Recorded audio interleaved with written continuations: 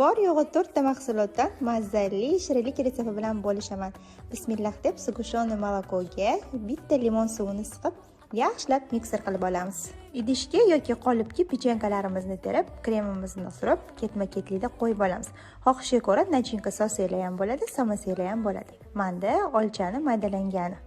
Videoda ko'rsatilgan ketma-ketlikda surib chiqamiz, so'ng 5-6 soatga morodelkaga yuboramiz muzlatish uchun. Muzlagandan so'ng bitta eritilgan oq shokolad quyib chiqamiz, so'ng xohishga ko'ra yana nachinkamizdan surib, chiroyli uzorlab berib chiqamiz. Osongina hamda mazali bo'lgan shirinligimiz tayyor bo'ldi. Retsept yoqqan bo'lsa, albatta tayyorlab ko'ring. Yoqimli ishtaha.